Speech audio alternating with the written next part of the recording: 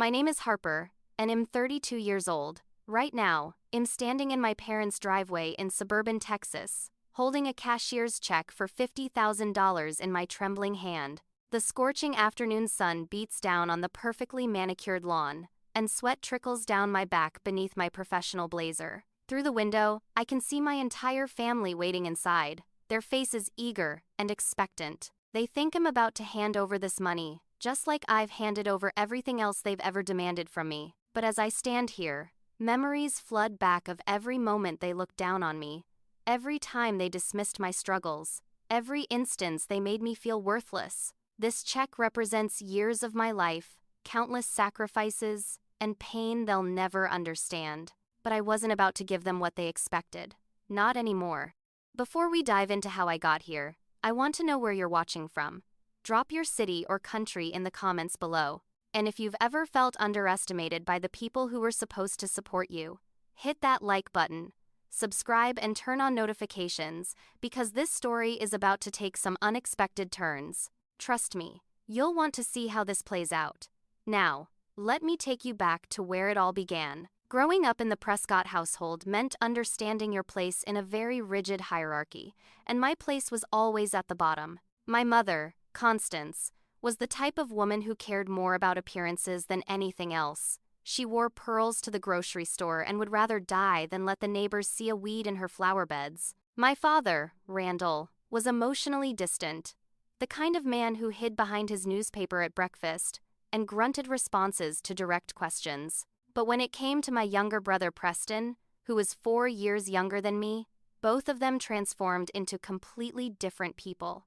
Preston could do no wrong. He was the star athlete in high school, captain of the football team, homecoming king. Everything that made my parents' chests puff out with pride at country club gatherings. I, on the other hand, was the artistic one, the dreamer who spent hours sketching in notebooks and teaching myself graphic design on our ancient family computer. When I told my parents I wanted to study art and design in college, my mother actually laughed out loud. She said it was impractical, that I'd end up waiting tables for the rest of my life, that I needed to think about something more sensible like accounting or teaching. But Preston's business degree, that was an investment in the future, she said. So when college time came, Preston got a full ride on their dime to a prestigious university 3 hours away, complete with a brand new truck for graduation, spending money every month, and his apartment rent paid in full. I got acceptance letters to several schools but was told firmly that if I wanted to pursue something as foolish as art school, I'd have to figure it out myself. I took out student loans that would haunt me for years, enrolled in the state college, and worked 3 jobs to keep myself afloat. I remember one Thanksgiving when I was 20, home from college for the break, exhausted from pulling double shifts at the diner where I worked. Preston had invited 5 of his fraternity brothers to our family dinner without asking, and my mother was thrilled to have a full house. She pulled me aside in the kitchen and told me to serve the table, to make sure the boys had everything they needed, because I should be grateful to contribute to the family gathering. I served my own brother and his drunk friends like I was the help, and when one of them snapped his fingers at me for more gravy, Preston just laughed. Nobody defended me. Nobody thought it was strange. That was just how things were. Family photos told the story even more clearly. In every portrait hanging on the walls, Preston was centered, smiling broadly, while I was either cropped to the edge or missing entirely. During my college years, I called home once asking for help. Just $200 to cover an unexpected car repair that I desperately needed to get to work. My mother's response still echoes in my head. She laughed, actually laughed, and said I needed to figure it out because that's what adults do. The kicker was that the very same week, Preston called asking for $5,000 for a spring break trip to Cancun with his friends, and they wired it to him within an hour. I graduated with honors, a 4.0 GPA, despite working myself to the bone. Despite surviving on ramen noodles and dollar store coffee for 4 years, my graduation ceremony fell on the same day as one of Preston's golf tournaments 3 states away. My parents didn't even hesitate. They went to watch Preston play 18 holes of golf while I walked across the stage alone. No family in the audience, no one to cheer when they called my name. I took a selfie in my cap and gown in the parking lot afterward and cried in my car for an hour. That was the moment I started to realize that no matter what I achieved, no matter how hard I worked, I would never be enough for them. I wasn't the golden child. I was just the disappointment they were stuck with. After graduation, I packed everything I owned into my beat-up sedan and drove to Austin with $800 in my bank account and a heart full of hope that was about to be crushed. It found a tiny studio apartment in a rough neighborhood, the kind of place where you heard sirens every night and didn't make eye contact with your neighbors. The apartment had roaches that scattered when you turned on lights, and the air conditioning unit had been broken for so long that the landlord didn't even pretend he'd fix it anymore. But it was mine, and it was all I could afford. I spent 3 months applying to design positions, sending out over 200 applications, tailoring each resume and cover letter, building my portfolio website with the last bit of money I had for hosting. I got a handful of interviews, and each time I'd put on my one professional outfit, practice my answers, show up early and prepared, and each time, I'd get the same email a week later thanking me for my interest, but informing me they'd gone with another candidate. My savings dwindled to nothing. I started skipping meals, rationing the cheap pasta and canned sauce I could afford. When my electricity got shut off because I couldn't pay the bill, I sat in the dark of my sweltering apartment and finally broke down and called home. I asked for a bridge loan of $2,000, just enough to keep the lights on and buy some time to find work. I promised I'd pay it back with interest, that I just needed help getting on my feet. My father answered, and I could hear the television in the background. Some football game, normal sounds of a comfortable life. His response was cold and matter-of-fact. He said that already raised me, that I was on my own now, that this was part of being an adult. My mother got on the line and her voice was even worse. She said Preston never needed handouts, that maybe I should work harder, that perhaps I'd chosen the wrong career path, and this was life's way of telling me so. I could hear Preston laughing in the background, making some joke about me being broke again, and nobody told him to shut up or show some compassion. They just let him mock me while I was begging for help to keep a roof over my head. I hung up feeling like I'd been punched in the stomach. That night, sitting in the dark, I realized I truly had no safety net. If I failed, I'd be homeless, and my family wouldn't care. The next 2 weeks were the worst of my life. I sold my furniture piece by piece to make rent. I sold my television, my desk, my bookshelf, everything that wasn't essential. I started sleeping in my car during the hottest part of July because at least I could drive to a parking lot with shade and crack the windows. I lost 20 pounds because I was eating maybe one meal a day, usually something from a food bank I'd found. I developed constant headaches from dehydration and stress. My hands shook all the time. I felt myself disappearing, becoming invisible, just like I'd always been in my family. Then came my cousin's wedding, scheduled for late July. It was going to be this huge event, 200 guests at a fancy venue. And of course, my entire family was going. My mother called me 2 weeks before, her voice chipper and excited, asking what I was wearing and reminding me that I needed to bring a substantial gift because our family had a reputation to maintain. I didn't have money for gas to drive there, let alone a dress or a gift. I told her I couldn't make it, that I was dealing with some financial difficulties. Her tone changed instantly. She said I was embarrassing the family, that people would ask where I was, that I was being selfish and ungrateful. She didn't ask if I was okay. She didn't ask if I needed help. She just made it clear that my absence would reflect poorly on them. I didn't go to the wedding. Preston posted photos on social media with the caption, "Family complete." Well, almost with a laughing emoji. 63 people liked it, including my parents. I stared at that post for hours, feeling something inside me break a little more. But then something unexpected happened. My elderly neighbor, Doris, who lived in the apartment next to mine, knocked on my door one morning. She was in her 70s, a widow who'd lived alone for years. She'd noticed I looked thin and tired, and she asked point blank if I was eating. I tried to lie, but I broke down and told her everything. This woman, who barely knew me, who had no obligation to care, offered me temporary work cleaning out her garage and organizing her storage unit. She paid me $300 for 2 days of work, which was more than fair, probably more than the job was worth. When I tried to tell her it was too much, she pressed the cash into my hand and said something I'll never forget. She said family isn't always blood, sweetheart. Sometimes it's the people who show up when everyone else walks away.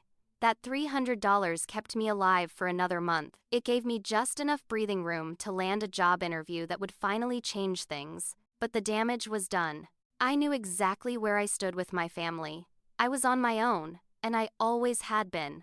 The job interview was with a small marketing firm that had seen my portfolio online. They needed a junior designer, and while the salary was only $32,000 a year, barely enough to survive in Austin, it was a real job with real paychecks. I prepared for that interview like my life depended on it.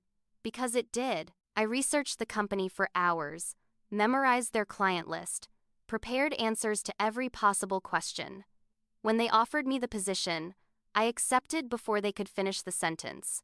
Those first few months, I worked like a person possessed, regularly pulling 60-hour weeks to prove I deserved to be there. My apartment was still shabby, still had roaches, still had that broken air conditioner, but at least now my electricity stayed on. I started rebuilding my life piece by tiny piece, saving every dollar I could, slowly crawling out of the hole I'd been in.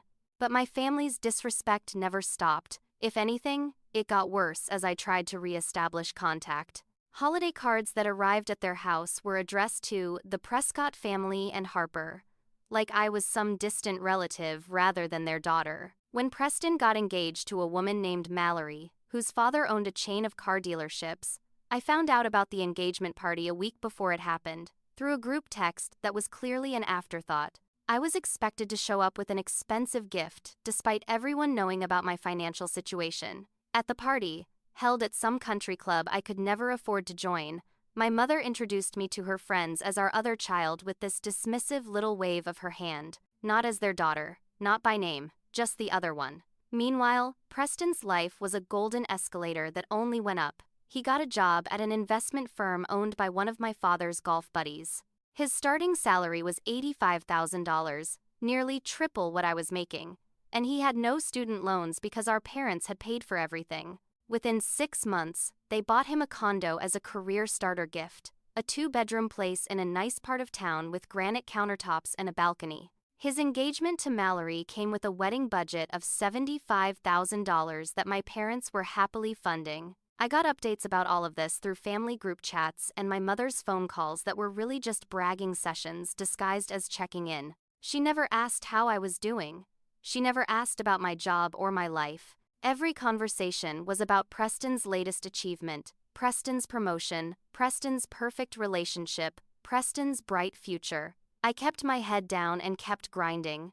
I took online courses at night, teaching myself new design software and staying current with trends.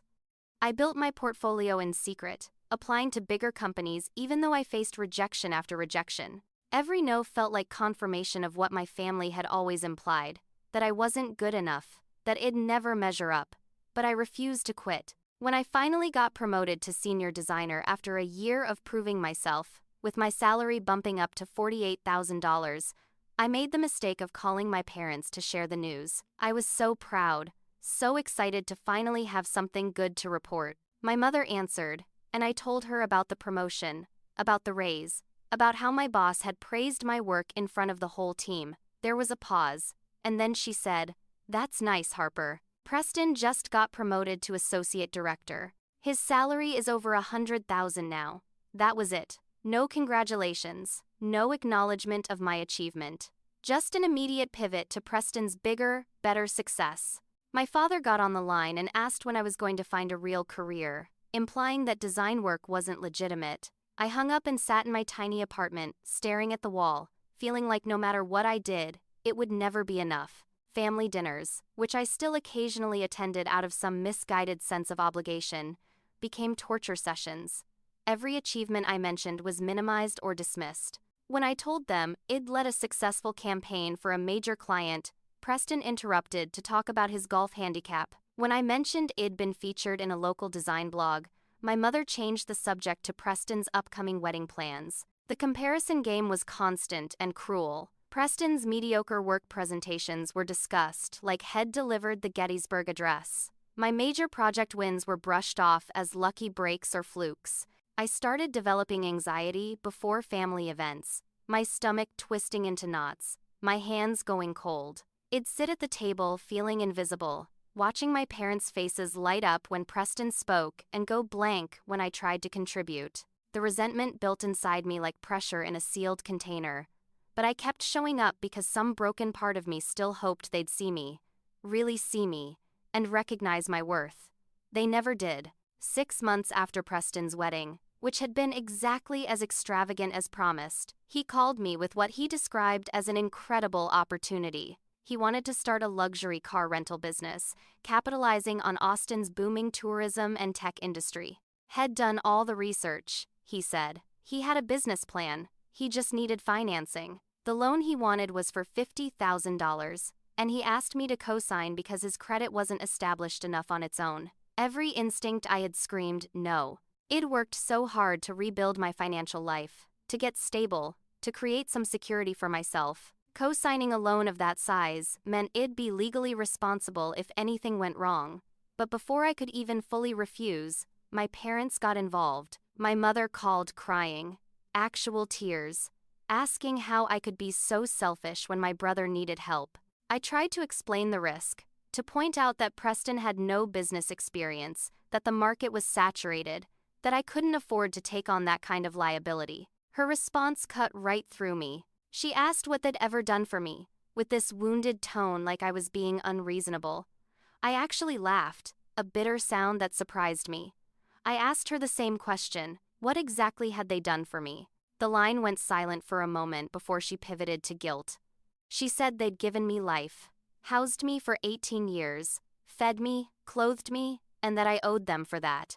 My father got on the line with his usual passive-aggressive approach, saying Preston really needed this and asking me not to be vindictive. Preston himself sent a series of texts filled with promises and guilt trips. He said he'd do it for me if the situation were reversed, which was such an outrageous lie I almost threw my phone.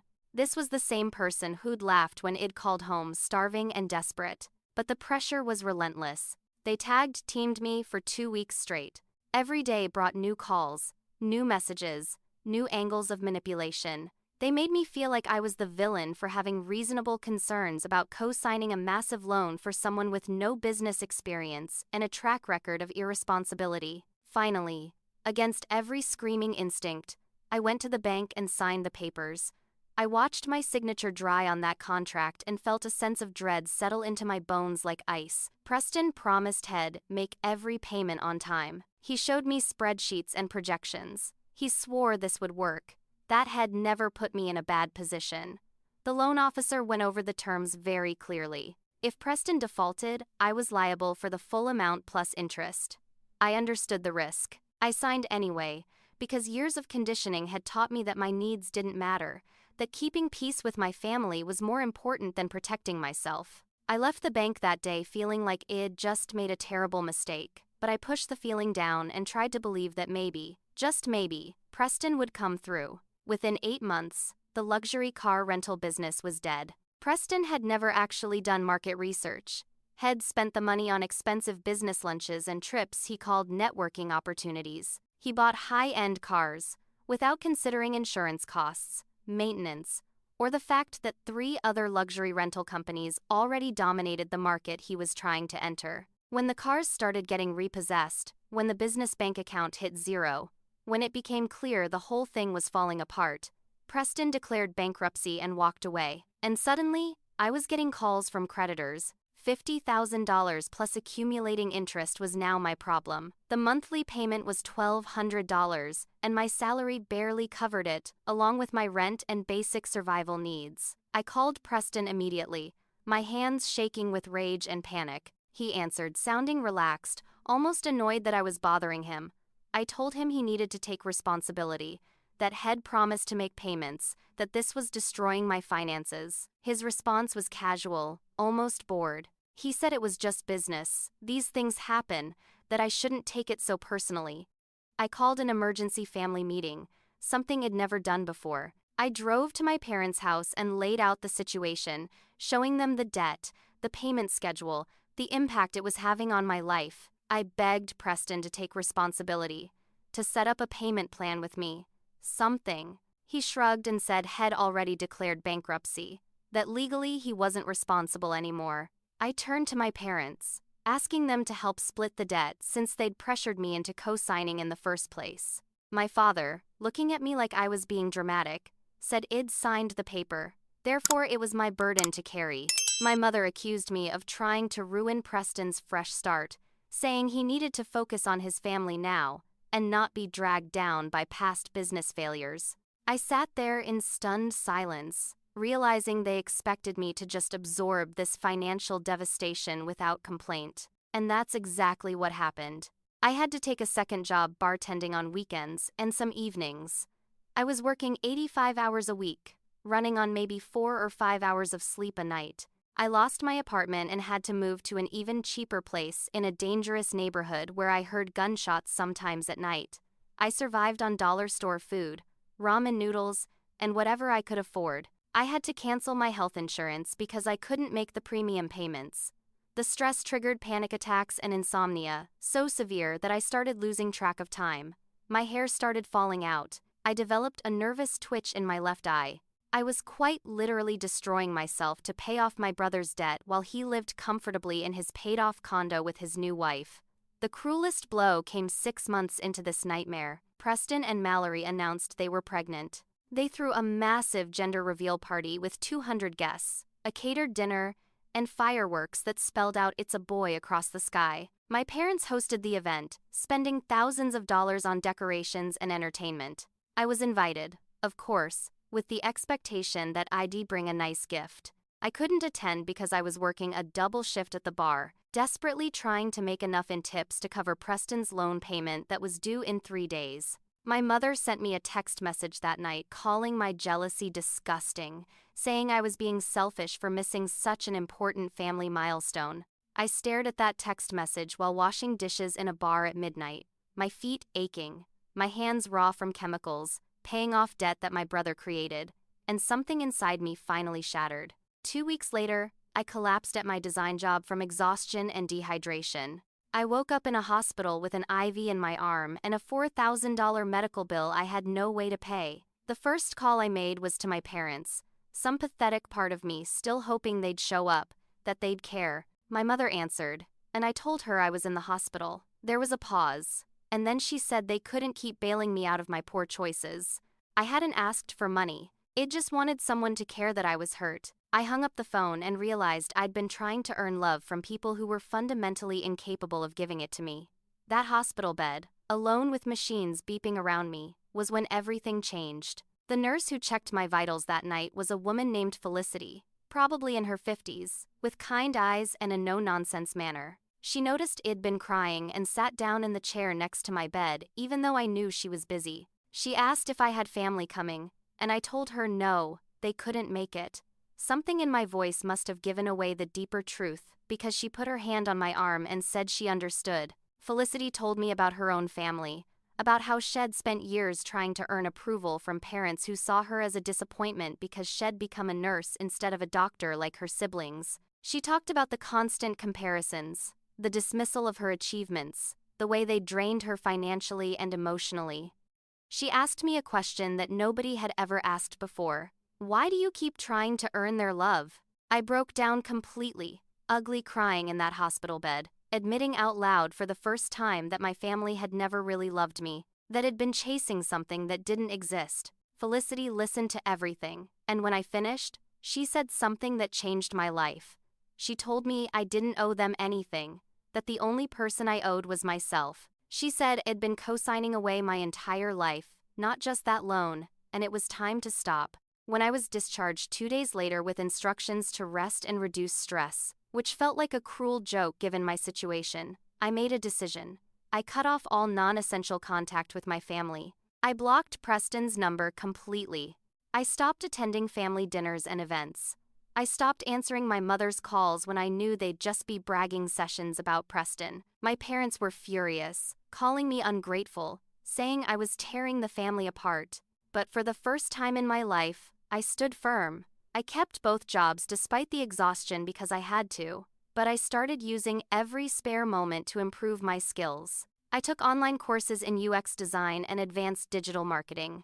I rebuilt my portfolio with my best work, the projects that showed what I could really do. I applied to major tech companies and startups, positions that seemed out of reach but that I knew I was qualified for. The rejections kept coming, but I didn't stop. A small startup in Dallas called me for an interview after seeing my portfolio. The company was developing an app for mental health support, and they needed someone who could lead their design vision. I went through 4 rounds of interviews, each one more intense than the last. I prepared obsessively, researching the company, practicing presentations, refining my approach. The final round was a presentation to the CEO.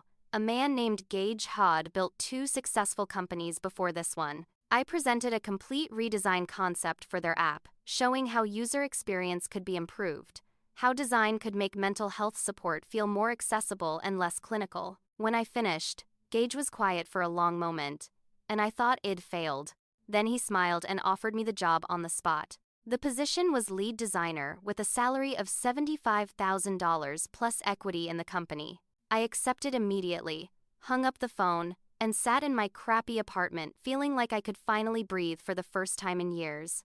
I moved to Dallas a month later. I found a decent apartment in a safe neighborhood with working appliances and no roaches. I could afford groceries without calculating every penny. I bought fresh vegetables and actual meat instead of just pasta and canned sauce. These small luxuries felt enormous after years of deprivation. I started seeing a therapist named Dr. Simmons, who specialized in family trauma and emotional abuse. Those sessions were brutal, unpacking years of damage, recognizing patterns I'd never seen before. But slowly, I started to understand that the problem had never been me. I threw myself into my work with renewed energy, this time not out of desperation but out of genuine passion. The company culture was supportive and collaborative, so different from everything I'd known. Within a year, I was promoted to senior lead designer. My salary jumped to $95,000. The company equity I held started vesting, and suddenly I had real assets, real wealth growing. I started investing carefully, building the financial security I'd never had. 2 years passed with minimal family contact. I didn't call on holidays. I didn't visit for birthdays. I sent generic text messages when obligated and kept everything surface level. My parents complained to extended family that I'd abandoned them, painting themselves as victims of an ungrateful daughter. I heard the gossip through cousins, but didn't bother correcting the narrative. Let them think what they wanted. I was too busy building a life that actually felt like mine. I made real friends, people who valued me for who I was. I started dating for the first time, meeting people who treated me with basic respect and kindness. I discovered what healthy relationships looked like, and the contrast to my family was staggering. I traveled, taking trips I'd never been able to afford. I decorated my apartment with actual furniture instead of whatever I could find for free.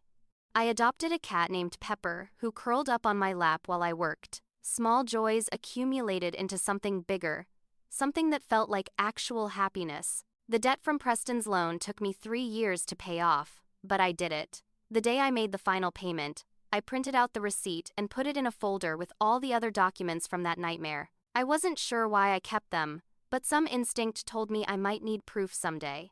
I was right. The phone call came on a Tuesday afternoon while I was in a meeting. My mother's name flashed on my screen, and I almost declined it automatically, but something made me answer. Her voice was warm, warmer than I'd heard in years, asking how I was doing, saying they'd missed me so much. I was immediately suspicious because my mother didn't do warmth without an agenda. We made small talk for a few minutes, surface-level conversation about weather and holidays. She asked about my job in this interested tone that felt completely manufactured. Then she mentioned Preston's son, little Randall Jr., who was 2 now and apparently adorable. She talked about my father's health, some minor issue with his blood pressure. The whole time, I waited for the real reason for the call, and finally it came. My parents had made what she called an unfortunate investment in a timeshare scheme. They'd lost $60,000, a significant chunk of their retirement savings. My father might have to keep working even though he was 68 and had been planning to retire. She painted a picture of financial devastation, of elderly parents struggling, of desperation. Then came the ask. They needed help, she said, because family helps family. That phrase, the same one they'd used to pressure me into co-signing Preston's loan, made my blood run cold. She said they needed $50,000. Just a loan, of course. They'd pay me back as soon as they got back on their feet. She reminded me that they'd raised me, that they'd sacrificed everything for their children, that now was the time for me to give back. I asked her what sacrifices exactly, and she got flustered, dodging the question, continuing her guilt trip. I told her I needed to think about it, and before I could hang up, Preston grabbed the phone.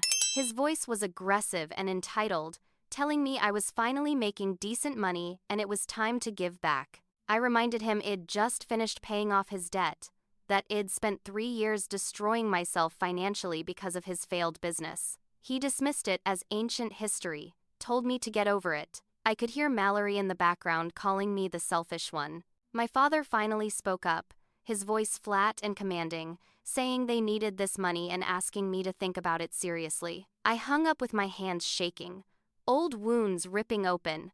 But this time something was different.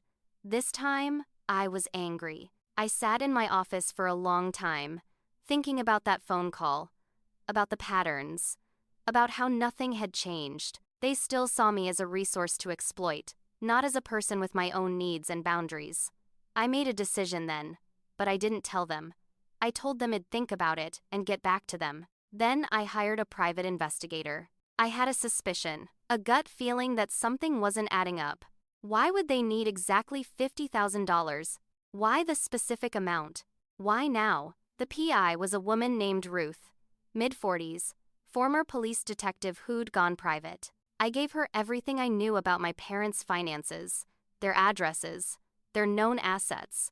She worked fast. Within a week, Ruth came back with a file that made my hands shake as I read it. My parents weren't broke, not even close. They had over $400,000 in various investments, retirement accounts, and savings. The timeshare loss had happened, but it was a small dent in their overall wealth, more of an annoyance than a crisis. What Ruth discovered was even worse. They'd been looking at vacation properties, specifically a cabin in Colorado. The property cost exactly $50,000 as a down payment. They wanted my money to buy a vacation home.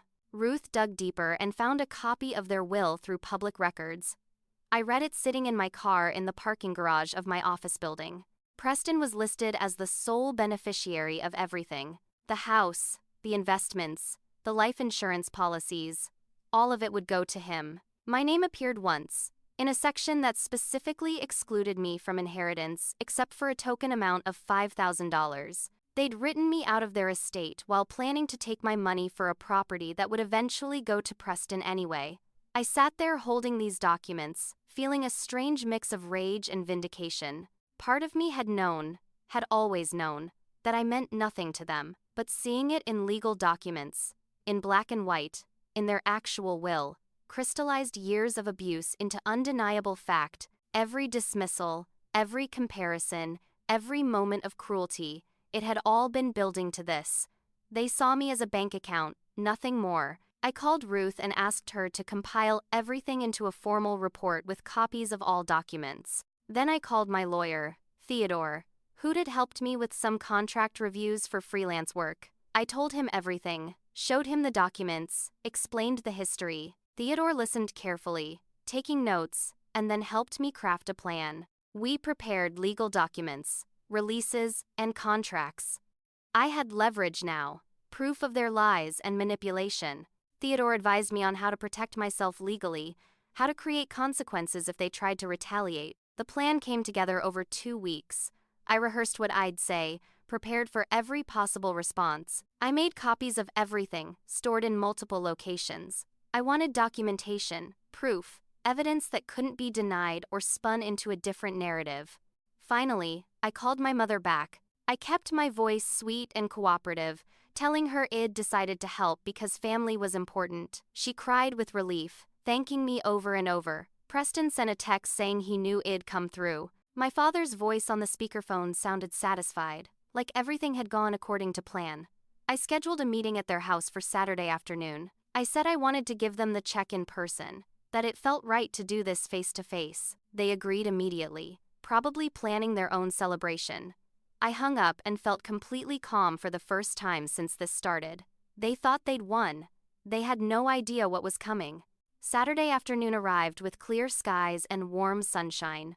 Perfect weather for what I was about to do. I drove to my parents' house with Theodore following in his own car. We'd planned everything carefully. In my bag, I had the cashier's check for $50,000, made out exactly as they'd expect. I also had copies of all the documents Ruth had compiled, the proof of their real financial situation, copies of their will, and the contracts Theodore had prepared. When I pulled into the driveway, I saw Preston's expensive SUV already there.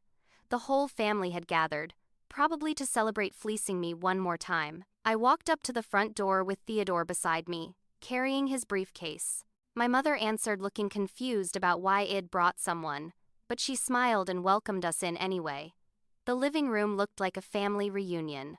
My parents sat on their expensive leather couch. Preston and Mallory were in the armchairs, and little Randall Jr. was playing with toys in a playpen. Everyone turned to look at me when I entered, their faces showing a mix of anticipation and fake warmth. My mother had made dinner, setting the table with their nice china like this was some special occasion. Shed even made pot roast, which she claimed was my favorite even though I'd told her 100 times I preferred chicken. It was actually Preston's favorite, but that detail was so typical I almost laughed.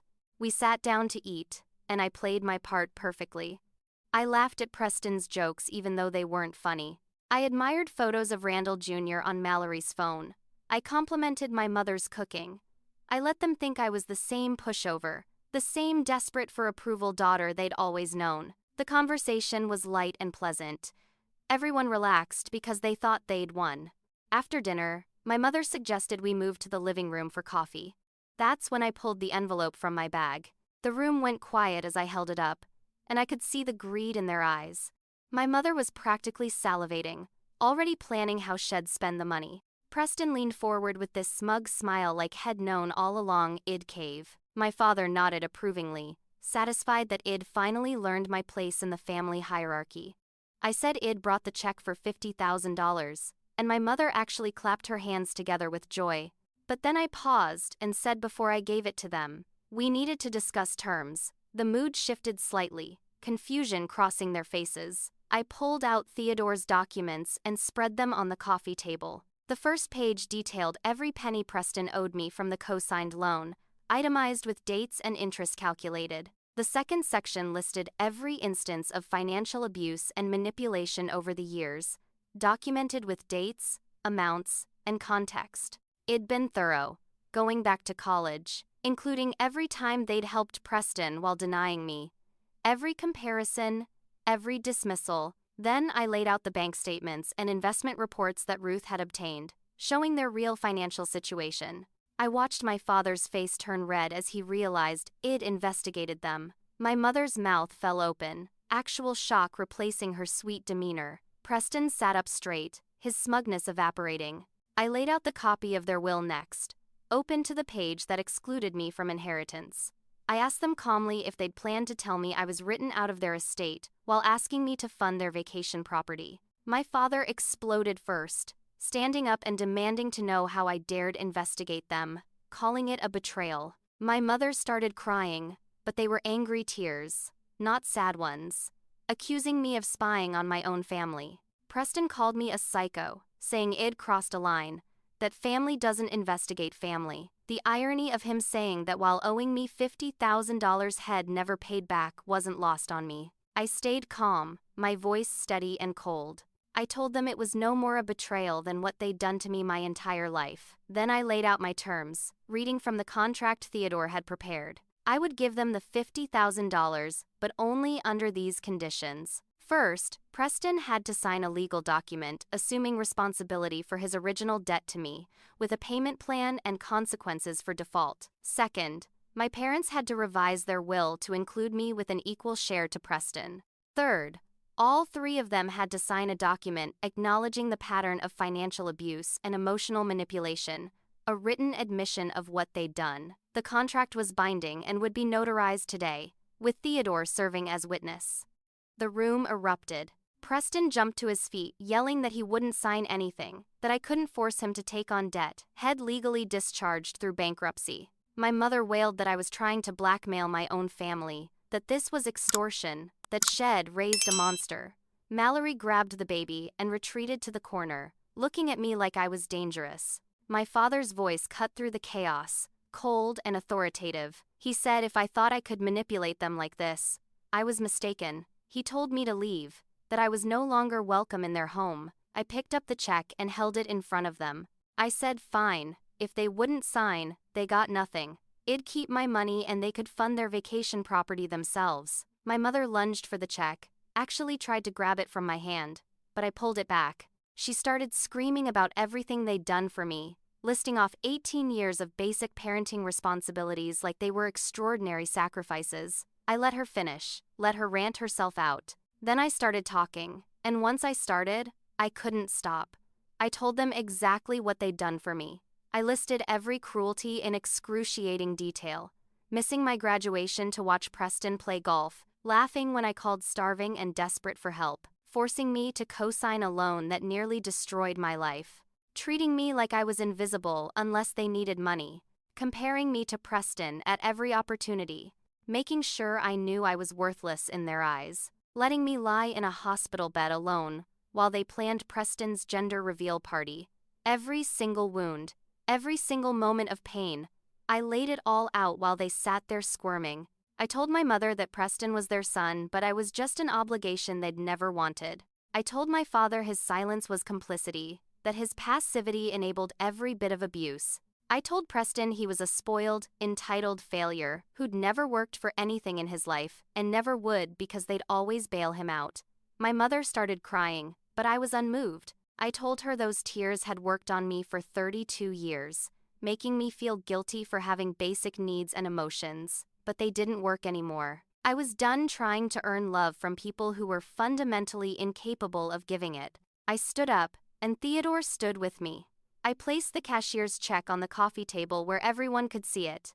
My parents reached for it eagerly, relief flooding their faces. Then I picked it up again and turned it so they could see who it was made out to. St. Catherine's Women's Shelter, not their names. The check was written to a charity that helped women escape abusive situations. I told them I was donating $50,000 in their names, that they'd get a tax receipt as a gift from their daughter, but they wouldn't see a penny of the actual money. My mother's face went purple. Preston exploded, jumping to his feet and lunging toward me. Theodore stepped between us immediately, his voice lawyer crisp and authoritative. He informed Preston that we had video recording of this entire meeting, that he was present as legal counsel, and that any physical contact would constitute assault with criminal charges filed immediately. Preston backed down, but his face was twisted with rage. Mallory had already grabbed the baby in her purse, heading for the door. My mother collapsed back onto the couch, wailing about betrayal, about how I'd destroyed the family, about how ungrateful and vindictive I was. I looked at her and said I was releasing them from any obligation to pretend they loved me. More importantly, I was releasing myself from trying to earn something that had never existed in the first place. My father finally spoke, his voice cold and cutting. He said I'd regret this, that I'd end up alone, that I'd come crawling back when I realized what I'd lost. I met his eyes and told him I'd been alone my whole life.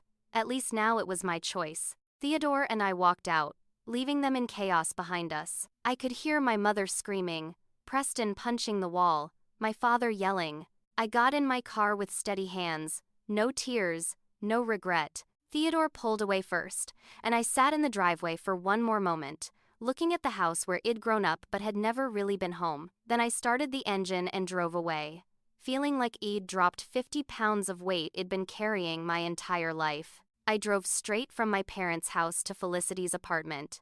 She was the nurse who'd helped me in the hospital, and we'd stayed in touch over the years, building a real friendship. When she opened the door and saw my face, she pulled me into a hug without asking questions. I told her everything that had happened, showing her the videos Theodore had recorded, the documents, the whole confrontation. Felicity listened to all of it and then said the words I needed to hear. She told me she was proud of me, that what I'd done took more courage than most people ever find. We stayed up late talking about freedom, about chosen family, about building a life based on our own worth rather than other people's approval. That night was the first time in weeks I slept without nightmares.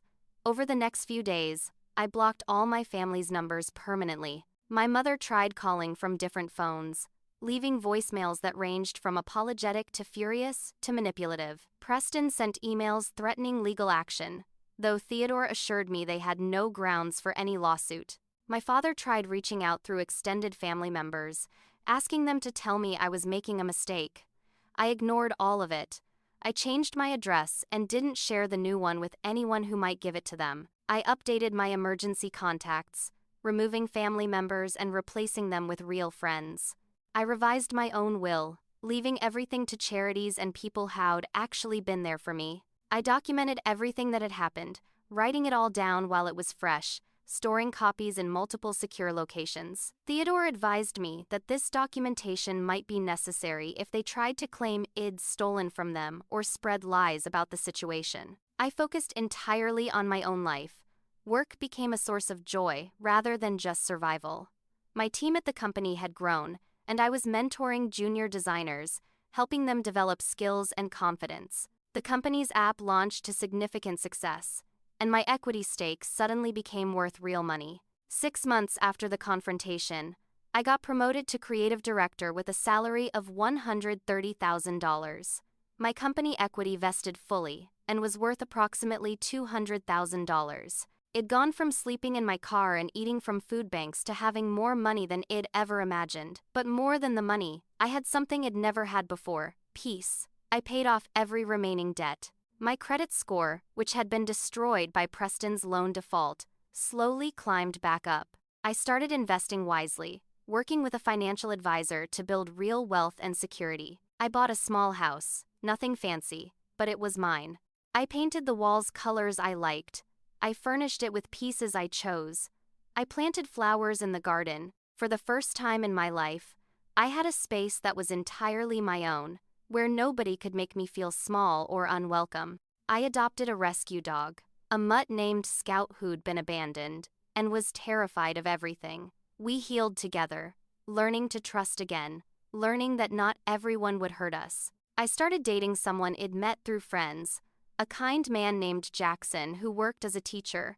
When I told him my family story, he didn't minimize it or tell me to forgive them. He just held my hand and said he was glad I'd found my way out. I began volunteering with organizations that helped young people from difficult family situations. I mentored college students who were working multiple jobs to support themselves, who were facing the same struggles I'd faced. I helped them with resume building, portfolio development, and job searches. I shared my story with them, not for sympathy, but to show them that survival was possible, that they could build lives beyond their circumstances. The work was healing for me, turning my pain into something purposeful. A year after the confrontation, I heard through a mutual friend that Preston's third business venture had failed. He'd tried starting a cryptocurrency investment fund and lost a significant amount of other people's money. My parents had actually invested with him and lost another $40,000. They were struggling now, for real this time, because they'd kept enabling Preston's failures and had drained their resources. Part of me waited to feel satisfaction or vindication, but I felt nothing. Their problems weren't my problems anymore. I'd built a life where my worth wasn't tied to their approval, where their chaos couldn't touch me. That absence of feeling was its own kind of freedom. I went to therapy regularly, working through layers of trauma, learning to recognize healthy relationships, setting boundaries, understanding that I deserved love and respect.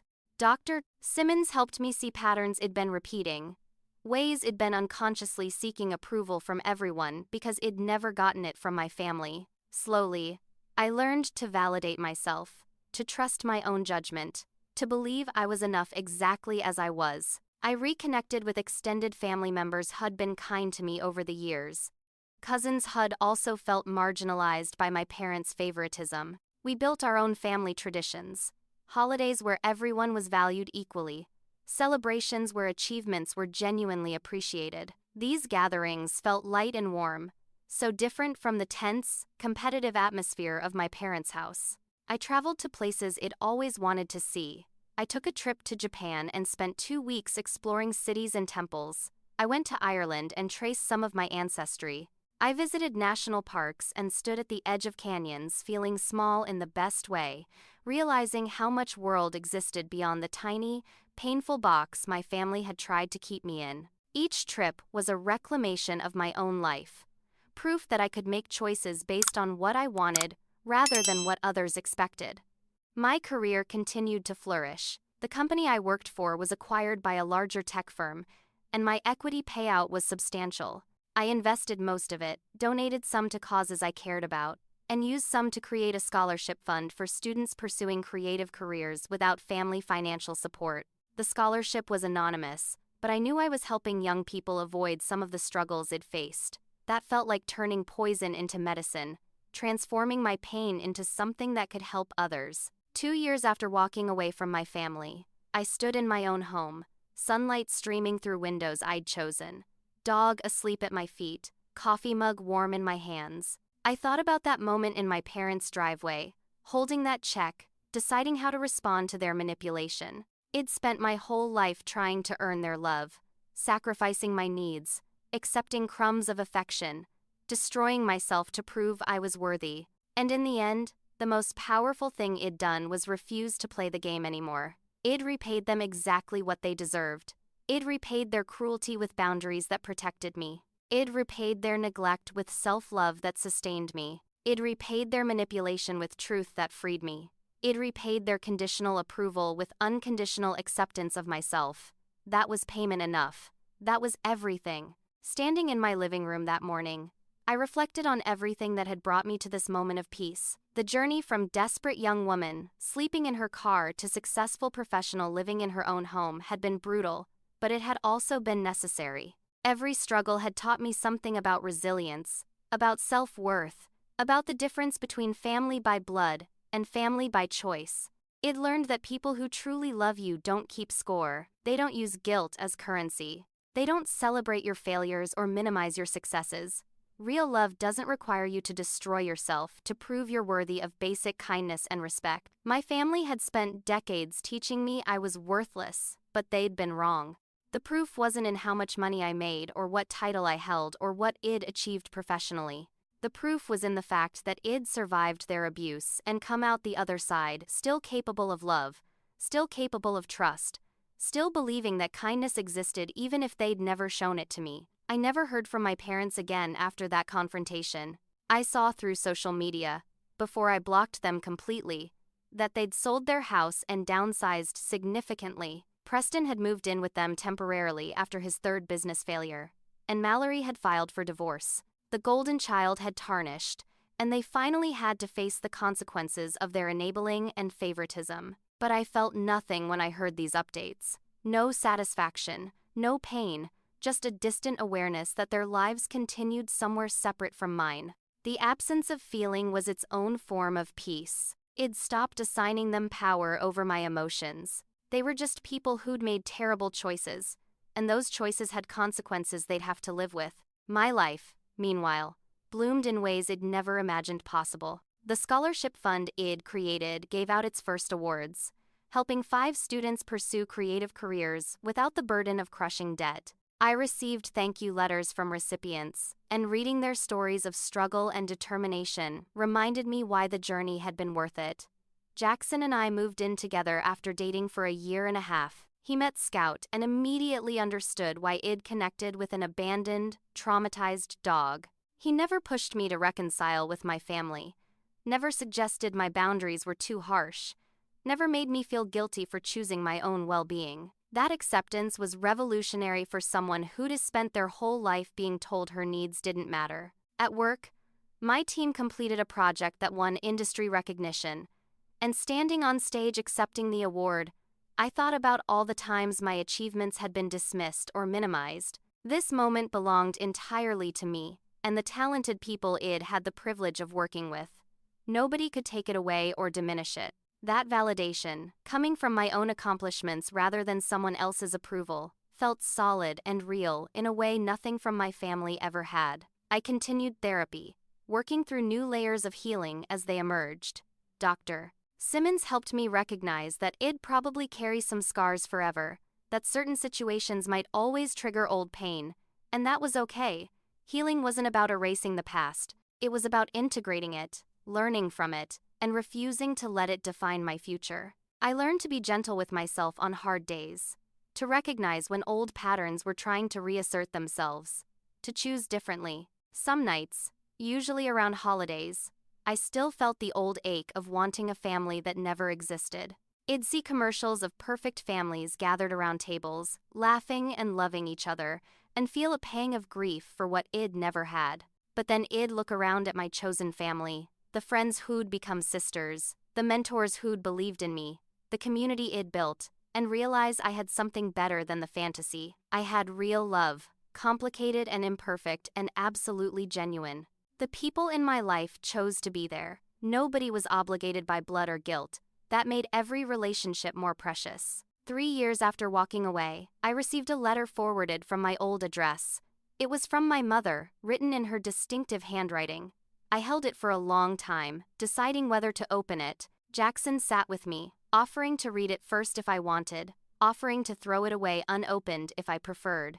I chose to open it, needing to know if anything had changed. The letter was 3 pages of justifications and blame shifting. She missed me, she said, but she couldn't understand why I'd been so cruel. She listed all the things they'd done for me, the same tired arguments about providing food and shelter for 18 years. She said Preston was struggling and could use my support, that family needed to stick together during hard times. She mentioned they were having financial difficulties and could use help. There was no apology, no acknowledgement of what they'd done, no recognition of the abuse, the favoritism, the manipulation, just more of the same patterns, expecting me to rescue them, to prioritize their needs over my own well-being, to accept crumbs and be grateful. I read it twice to make sure I hadn't missed anything, some sign of genuine remorse or understanding. There was none. I put the letter in my fireplace and burned it, watching the paper curl and blacken. Jackson asked if I was okay,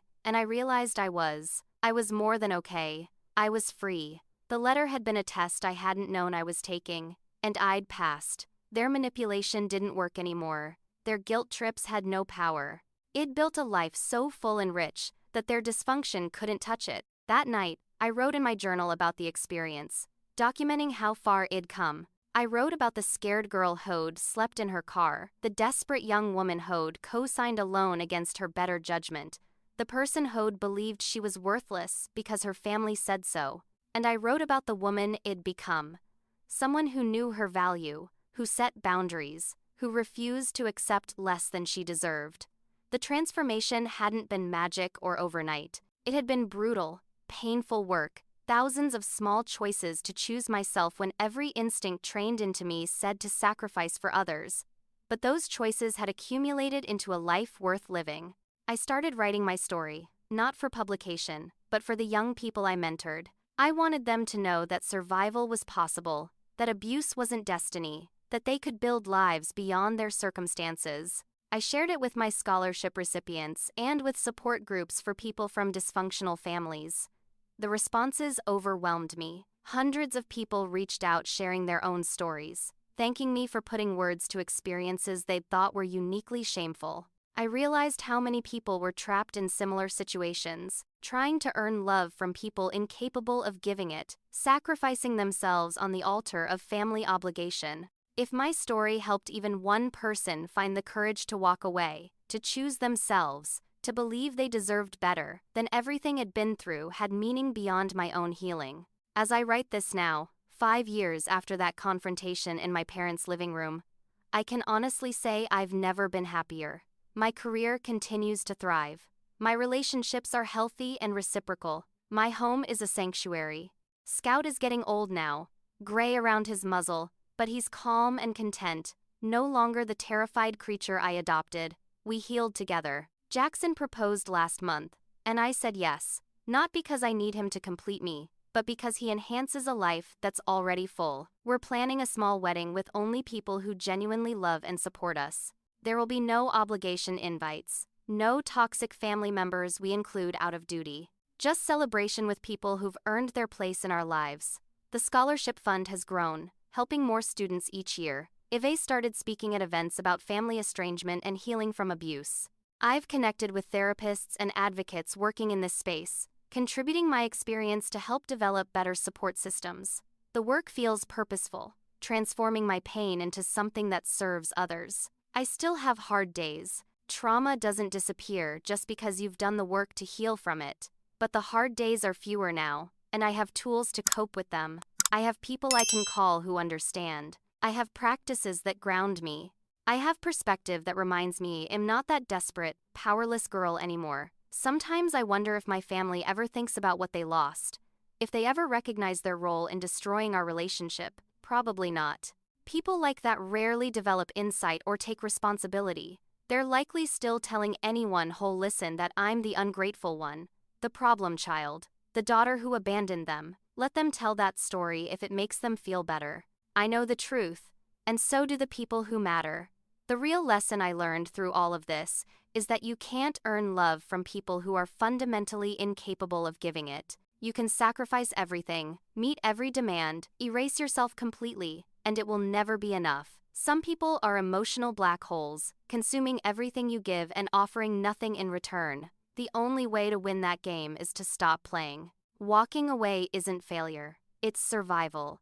It's choosing life over loyalty to people who've proven they don't deserve it.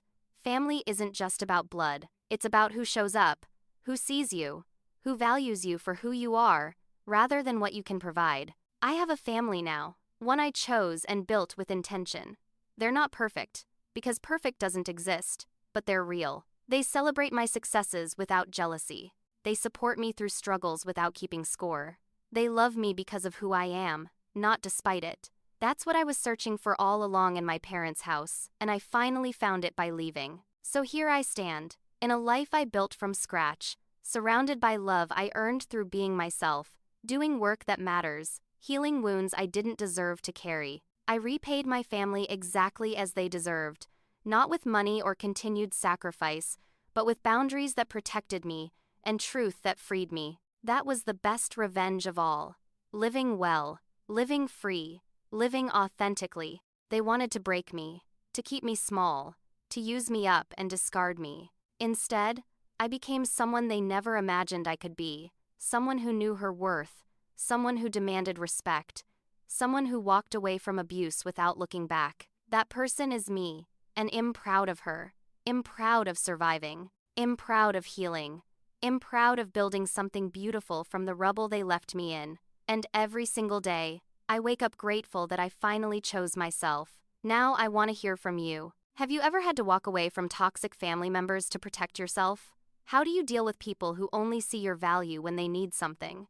What's your experience with setting boundaries with difficult family? Drop your thoughts in the comments below, because your story matters too. If this resonated with you, hit that like button and subscribe to this channel for more real stories about overcoming difficult situations. Share this with anyone who needs to hear that it's okay to choose yourself, that family obligation doesn't mean accepting abuse.